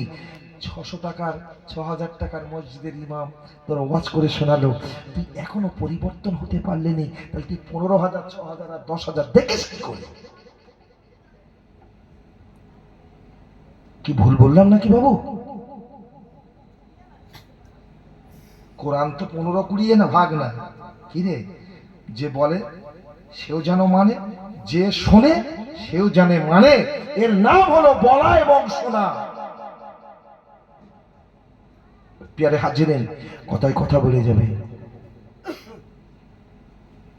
একজন আল্লাহর ওলি রাস্তা দিয়ে হেঁটে যাচ্ছে, আর এ অলির পরিচয় দিচ্ছে, এই হারোয়ার মাজারে যাবেন প্রতি বৃহস্পতিবারে, অলি খুব ঘোরে, শালা গেঁজা টেনতে স্যার অলি সেজে বসে রয়েছে। ভুল বুঝবেন না, ও এক ধরনের অলি, খুব ভালো করে বোঝেন। এখন যে অলি রাস্তাতে যাচ্ছে হেঁটে, ও রাস্তায় যেতে যেতে দেখে রাস্তার ধারে একটা যুবক দাঁড়িয়ে আছে। যুবকটা অলিকে দেখে বলতে, হুজুর কোথায় যাবেন? তা বলতে, আমি সফরে যাচ্ছি। তাহলে হুজুর আপনি একা না আর কেউ আছে? না আমি একা। তাহলে হুজুর আপনি একা, আমি একা, আমি এখানে দাঁড়িয়ে আছি একটা সাথী পাওয়ার জন্য, আপনাকে পেয়ে খুব খুশি হয়েছে। আপনি একা, আমি একা, দুজনে মিলে যে আপনি কোথায় যাবেন? আপনার সঙ্গে আমি যাব। তাহলে না, আমি তোকে সঙ্গে করে নিয়ে যাবো। তো বলছি কেন? তাহলে আমি যে কদিন থাকবো তুই তো আমার সঙ্গে থাকতে পারবি না। তাহলে হুজুর আপনি যে কদিন বাইরে থাকবেন আপনার সঙ্গে সেই কদিনই থাকবো। আর ঠিক বলছিস? তাহলে হ্যাঁ আমি ঠিক বলছি। তাহলে তবে চল। 5 দিন গেছে, কদিন বললাম? 5 দিন। যাওয়ার পরে ওই যুবক বন্ধুটা আল্লাহর ওলি দিয়ে বলতে, হুজুর আমার ছুটি দেবেন, বাড়ি যাবো। তাহলে এই কথা ছিল কি যে কদিন থাকবো সেই কদিন থাকবি, আর এখন 5 দিন হয়েছে কি বলছি বাড়ি যাবো। তাহলে হুজুর বিয়াদবি মাফ করবেন, আমি আর যাবো না, আমার ছেড়ে যান, চলে যাবো। তখন ওলি চিন্তা করেছে এ যা মুখ বেঁকে সেই মুখ আর সোজা করা যাবে না। তা যাচ্ছে যখন ডাক্তার একটু পরিচয় নেই, এই তো 5 দিন আমার সঙ্গে ছিল, ওর পরিচয়টা নেইনি। তো বলছে এই তোর পরিচয়টা দে যা। তাহলে পরিচয় চাবেন না, ভয় পেয়ে যাবেন। শুনছেন কি বলছে? পরিচয় চাবেন না, ভয় পেয়ে যান। তাহলে ভয় পাওয়া মানে তুইও মানুষ আমার মানুষ, তো ভয় কোথায়, ভয় করবো কেন? তাহলে না হুজুর আমি বলছি ভয় পাবেন, তাহলে বল নাই ভয় করবো না। তাহলে হুজুর তাহলে শোনেন আমি হলো ইবলিশ শয়তান। এই কি বলেছে? শুনছিস তো?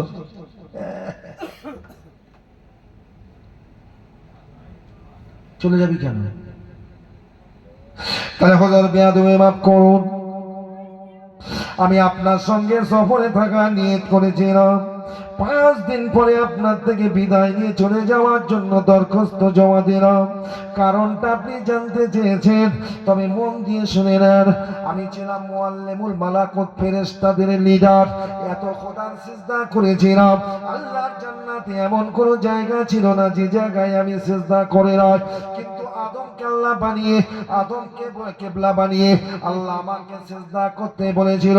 আল্লাহর কথাটা অমান্য করার কারণে, আদমকে কিবলা বানিয়ে আল্লাহকে একটা সিজদা না করার কারণে আল্লাহ পাক এত বড় বজ্রপাত গজব আমার উপরে নিক্ষেপ করেছে। চিরতরের মতো জান্নাতের চৌকাটটা দেখাবার জন্য আল্লাহ হারাম করে দিয়েছে।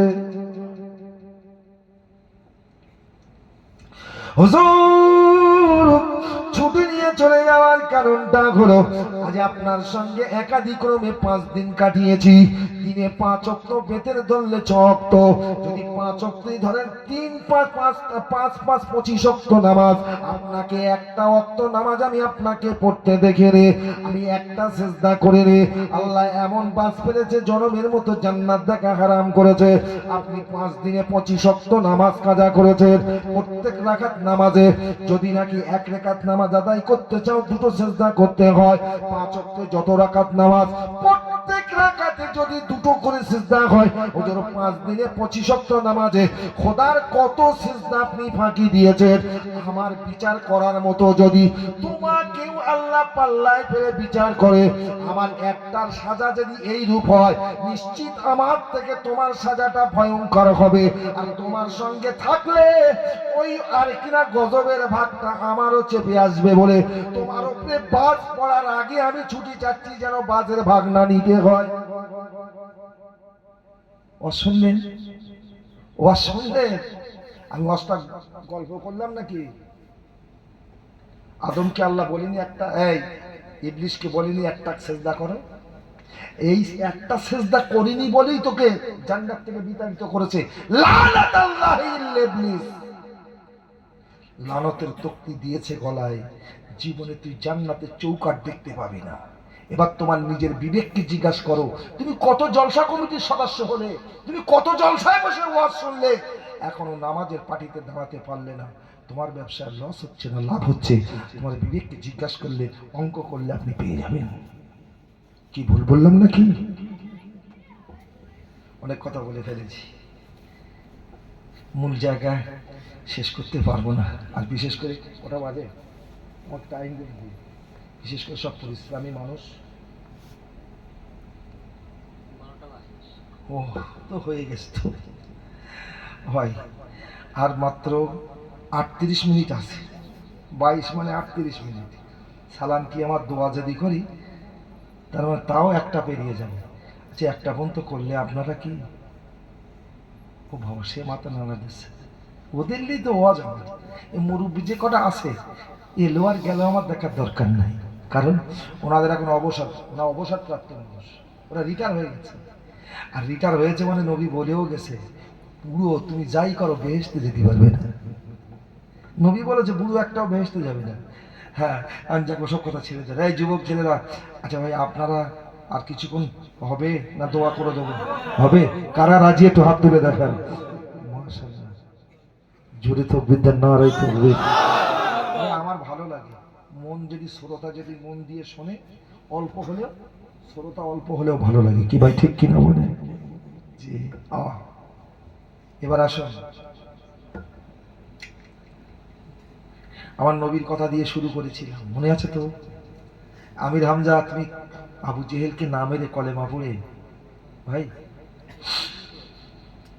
1992 সালে ভেঙেছে, এখন 2024, ওই ঘরটা করতে, রামের মন্দির করতে কত বছর সময় লেগেছে? 32 বছর।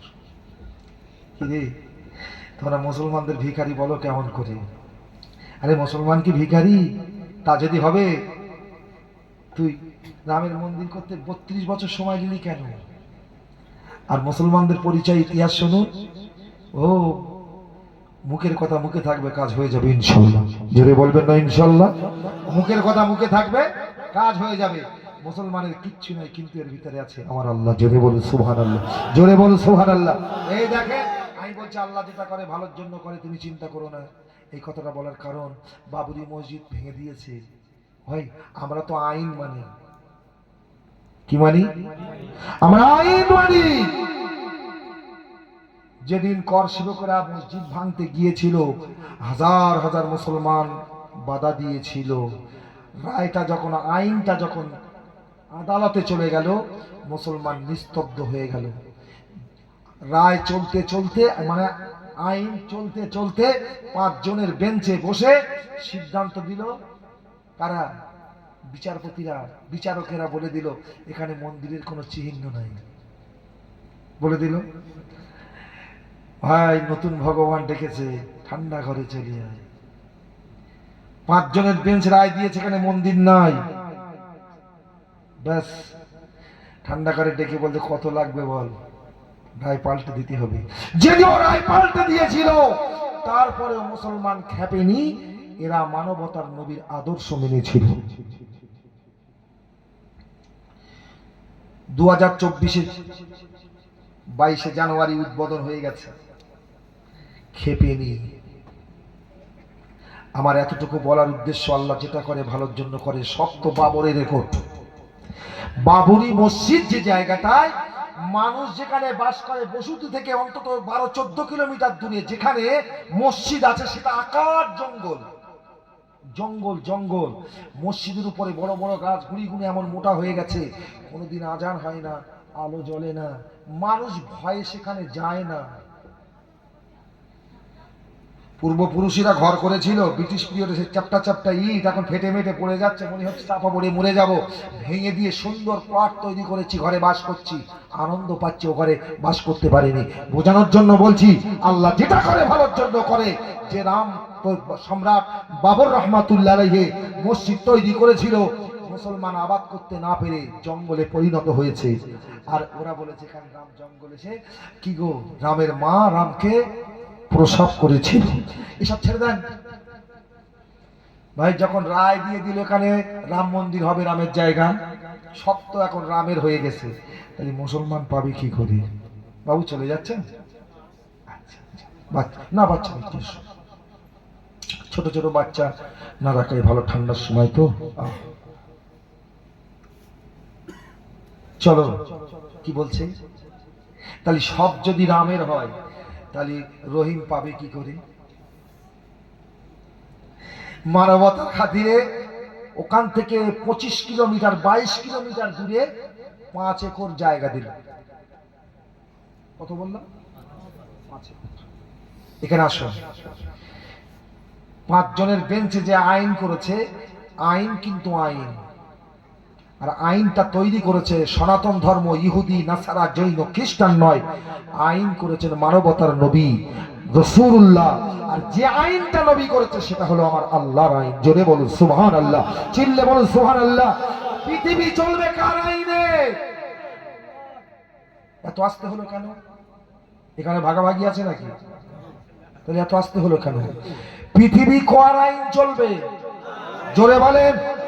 খোদার কসম দিয়ে বলে যাচ্ছি, যত ধর্মের মানুষ পৃথিবীতে বাস করি, এরা সবাই যদি খোদার আইন মেনে চলতো, এই পৃথিবীর জমিনে কোনোদিন অশান্তি হতো না, হতো না, হতো না। কোরআনের আইন কি খারাপ না ভালো? শুনুন, আমার নবী যে আইন করেছেন, সেই আইন তো ওমর মেনেছে, সেই আইন বাবরও মেনেছে, বাবরও মেনেছে। দেখবেন ইতিহাসটা খুলো, আমিরুল মুমিনিন হযরত ওমর রাদিয়াল্লাহু তাআলা আনহুর ইতিহাসটা শুনে নেন। 1 তারিখে ওমর সফরে বেরিয়েছেন। যাবার পথে হযরত ওমর হঠাৎ করে শুনতে পায় আজান হচ্ছে, সেটা হয়তো জোহরের আজান হবে। হযরত ওমর আজান শোনার সঙ্গে সঙ্গে নামাজ আদায় করার জন্য রেডি হয়ে গেলেন। কিন্তু ওমর যে নামাজ পড়বেন জায়গার প্রয়োজন, হযরত ওমর জায়গা খুঁজে পান না। হযরত ওমর চিন্তায় পড়ে গেছে, নামাজ পড়তে গেলে একটা নিরাবিলি জায়গার প্রয়োজন হবে, পবিত্র জায়গার প্রয়োজন হবে, ভালো জায়গার প্রয়োজন হবে। আমি ওমর নামাজটা কোথায় আদায় করি এই না মনে মনে করে হঠাৎ করে মন্দিরের পুরোহিত এসে হযরত ওমরকে ডেকে বলেছিল, মন্দিরের পূজারী এসে বলেছিল, আমিরুল মুমিনিন হযরত ওমর, আপনি বুঝতে পেরেছি নামাজ পড়বেন জায়গা না পাওয়ার কারণে আপনার মনটা বিচলিত হয়ে পড়েছে। আমিরুল মুমিনিন চিন্তা করবেন না, আপনাকে আমরা পারমিশন দিলাম, চলো আমাদের মন্দিরে দাঁড়িয়ে আপনি নামাজটা পড়ে নেবেন। আমার জীবনে আমি একবার মন্দিরে নামাজ পড়েছি, বাঁকুড়া তালডাংরা বলে জায়গা আছে, তালডাংরা, ওখানে গ্রামটার নাম হলো নতুন গ্রাম, ওখানে জলসায় গেছি ভাই। তখন তো বাসে যেতাম, এখন গাড়ি নিয়ে যাই, তো বাসে গেছি, ফার্স্ট গাড়ি ধরে ধর্মতলায় আসবো। এখন জলসা সেরে স্ট্যান্ডে এসে দাঁড়িয়ে আছি, হঠাৎ শুনতে পাচ্ছি আজান হচ্ছে ফজরের। চিন্তা করছি তাই তো, যদি বাসে উঠি তো ফজরের নামাজটা কাজা হয়ে যাবে, যখন সুযোগ আছে তাহলে ছাড়বো কেন। কিন্তু আবার চিন্তা করছি পানি কোথায়, মসজিদ কোথায়, জায়গা কোথায়। এখন আমি শুধু চোচো করে ঘুরছি, তখন তো বেশ অন্ধকার রয়েছে, আর একা ভয়ও পাচ্ছে, আশপাশে সব আদিবাসী। হঠাৎ করে দেখলাম একটা আদিবাসী পুরুষ মানুষ বেরিয়ে বলছে, বাবা তোমার বাড়ি কোথায় গো বাবা? বলছি বসিরহাট। যদি বলি ওই বেলেঘাটা, জীবনে বুঝতে পারবে না। বসিরহাটের একটা ঐতিহ্য আল্লাহ দান করেছে, কি ভাই ঠিক কিনা? সেটা ছিল মুজাদ্দিদুজ্জামান আলা হযরত দাদা হুজুর কেবলা নেক দোয়া। জোরে বলুন সুবহানাল্লাহ, জোরে বলুন সুবহানাল্লাহ। বলছে বসিরহাট, আপনি এখানে? আমি ধর্মসভা করতে এসেছিলাম গো বাবা। তো বলছি এখানে কেন বাবা? স্টাফ তো ওই বাসে। বলছি বাবা আমি একটু ঘুরছি, একটা টিউবওয়েল খুঁজছি। তাহলে কেন? আমি অজু করবো। তো এসে এসে এসে এসে উনি আমাকে সাথে করে নিয়ে গেলেন। যে কলে লেগেছে ভাই, সে কলে একা উঁচু করা যাবে না, আমাদের এখানে সব ঢেঁকি কল তো। আর ওখানে না সেই আংটা বাদানি, দুই ধার ধার টেনে তোলা কল, টেনে তোলা কল। আচ্ছা বলেন সম্ভব উঁচু করা?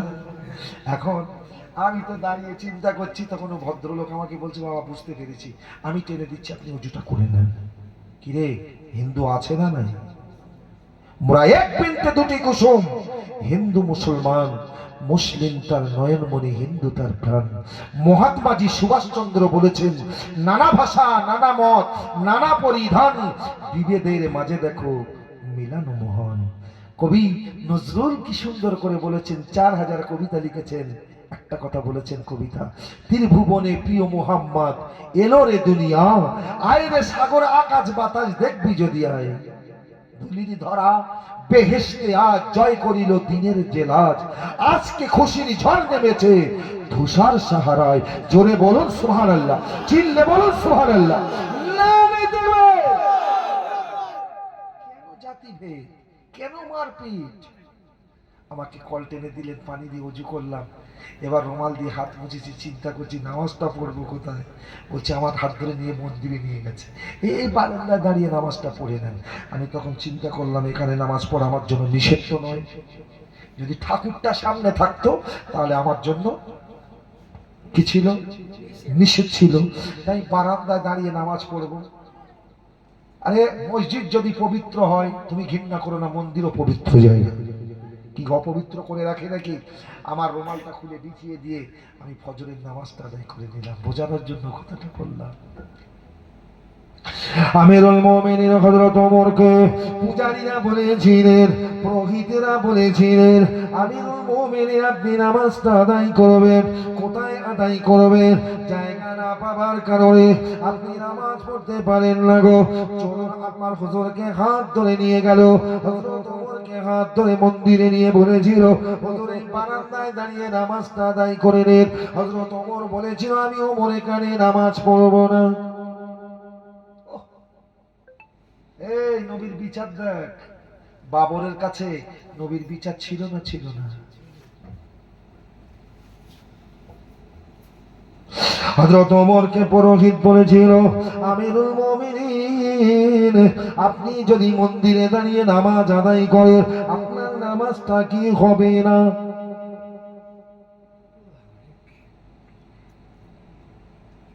নামাজ হবে না।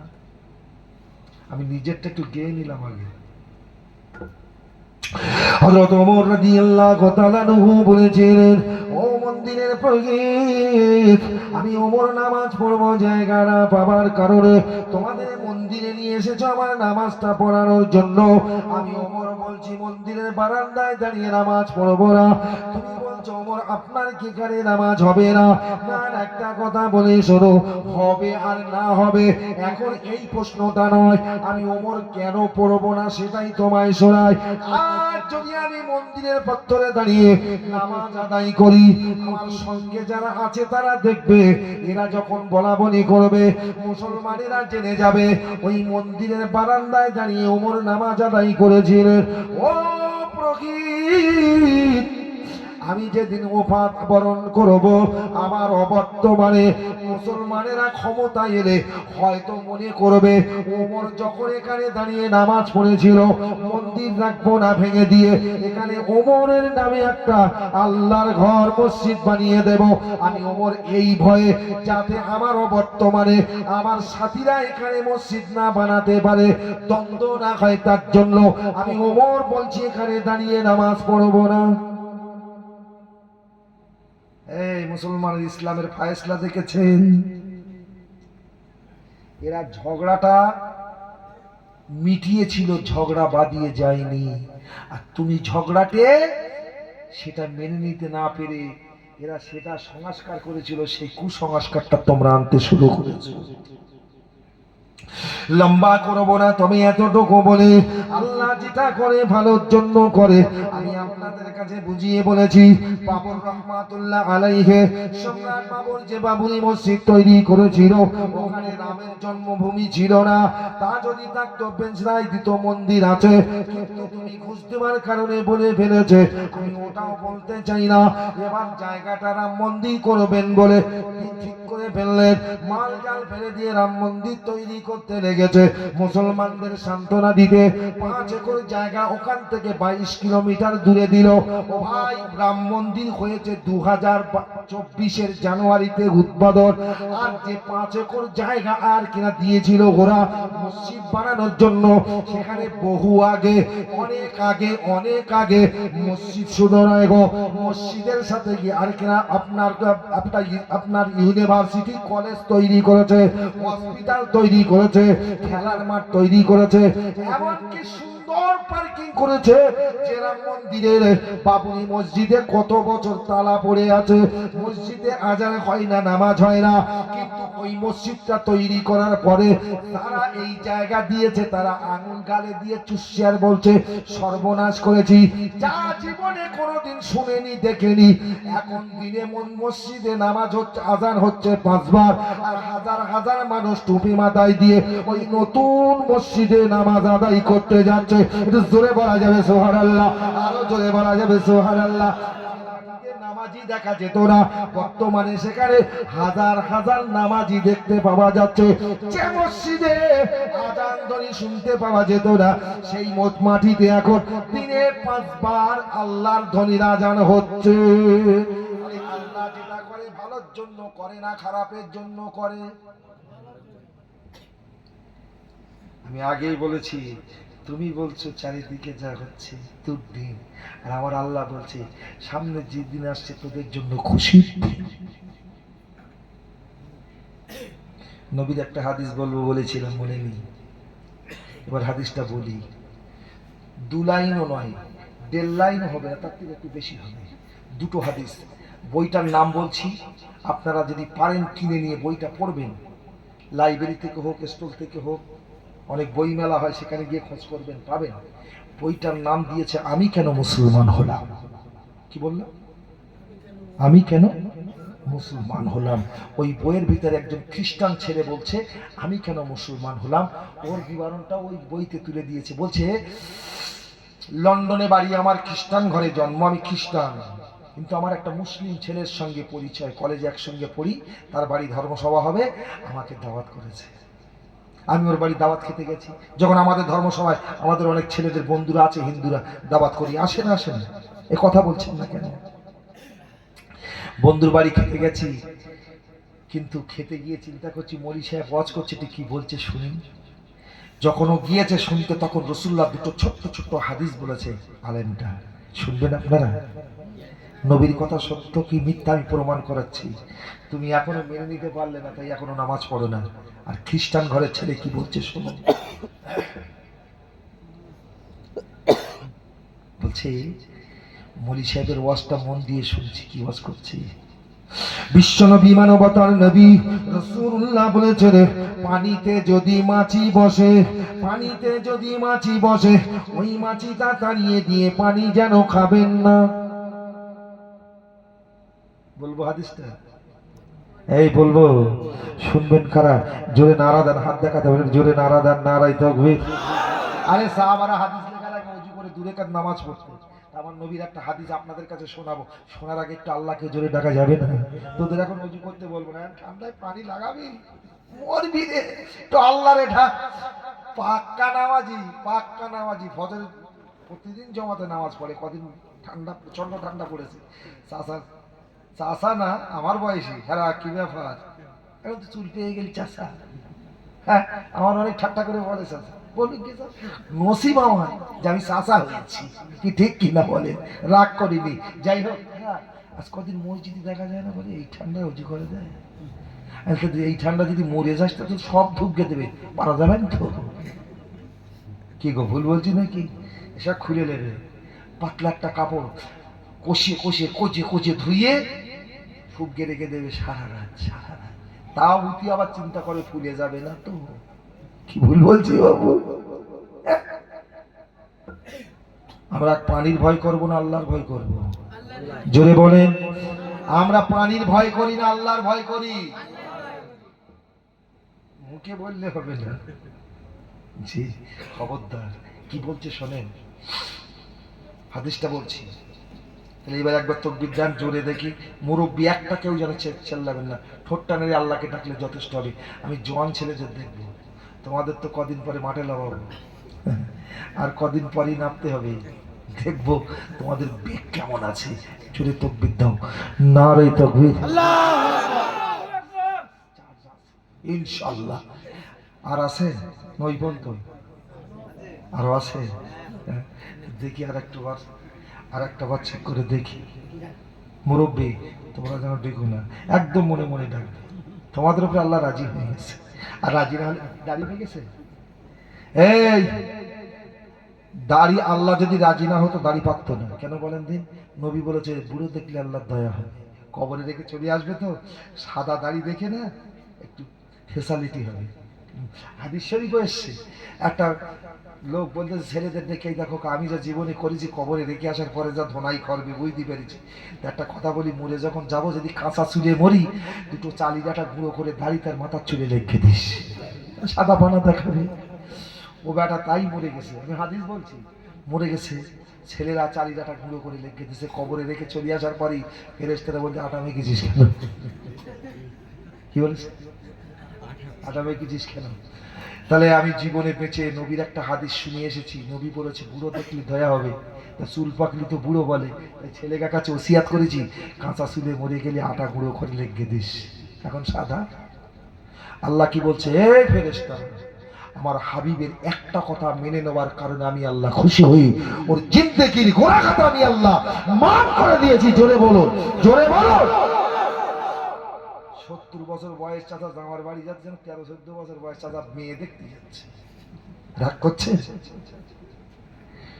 70 বছর বয়স চাচা প্যান ইন করেছে, জামার বাড়ি যাচ্ছে, কালো কালো কুইল চুল, দাড়িও কালো, চুলও কালো, চাচা যা সেজে যাচ্ছে মনে হচ্ছে চাচা বে করবে বলে মেয়ে দেখতে যাচ্ছে। রাগ করনি যে চুলে কলপ করবে, মেহেন্দি করা যায় যাচ্ছে, যে কলপ করবে ও যদি ওই কলপ করে যদি স্বামী স্ত্রীর মিলন হয়, গোসল ফরজ হয়ে যাবে, ফরজ গোসল আদায় করে ওর গোসল হবে, আর ওই অবস্থায় নামাজ পড়তে গেলে নামাজ হবে। এখন মনে করো কলপ যেদিন করিস তার 2 দিন পরে মরে গেছে, কালি তো মাল মাথায় লেগেই রয়েছে। এখন যদি ভাই বাংলাদেশের নাম করা সাবান দিয়ে যদি 7 বার ধুয়ে দে গোসল দেই, কি রে মশলা বলছে এই নখের গোড়ায় যদি মাটি থেকে তোমার এই নখের গোড়ায় যদি একটু পানি না প্রবেশ করে তোমার অজু হবে না। ওই জন্য বলা হয়েছে অজু করার আগে সব পরিষ্কার করে নাও। কি ভাই কথা বোঝা গেল না? ঠেলা আছে বাবু, শুধু কলে গালে দিল বাবু, আল্লাহু আকবার, ঠেলার না মাদারি। মাঠেতে ছুটি এসেছে চাচা জমাত ধরেছে, গুড়মুড়ে এক থালা খাতা, তার মানে জমা ফেল হয়ে যাবে তাড়াতাড়ি করে চাচা কোনো রকম দিয়েছে। তোর কেনা জমাত ধরতে বলেছে? আর বাস্তব কথাটা বলছি, যেটা প্রয়োজন সেটাই বলছি। প্রয়োজন আছে না না এগুলো বলার? আগে তো সব বলেছি কাহিনী, আর যেটা কাজে লাগবে সেটাই এখন বলছি। ওহ আল্লাহ আল্লাহ। তাহলে আর একটা বার দেখি, এই একবার তাকবীর জোরে হবে? হ্যাঁ দেখি, আল্লাহ হোক না।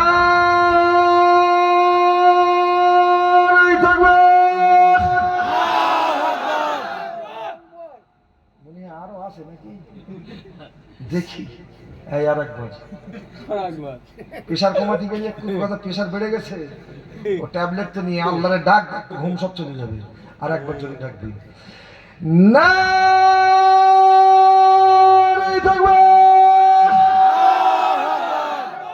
মনটা যেন কিরাম কিরাম ভাবছিল না? আর ভালো লাগে না গড়িয়ে বসি, 3 বার দেখি ওমাল তফাৎ হয়েছে না আছে? যখন প্রেশার কমানোর চেষ্টা করবি আল্লাহর জোরে ডেকে দিবি, আর এইভাবে প্রেশার কমিয়ে কবরে যাবি, ফেরেশতারা এসে যখন প্রেশার মেশিনে প্রেশার মাপবে, প্রেশার না থাকলে একদম বিনা হিসাবে জান্নাতে পাঠিয়ে দেবে। কথা বোঝা গেল না? আসুন, কথায় কথা বেড়ে যাবে। কি বলছিলাম বলুন তো? মাশাআল্লাহ মাশাআল্লাহ। এই কেনাটা ও থামানি যাবে না।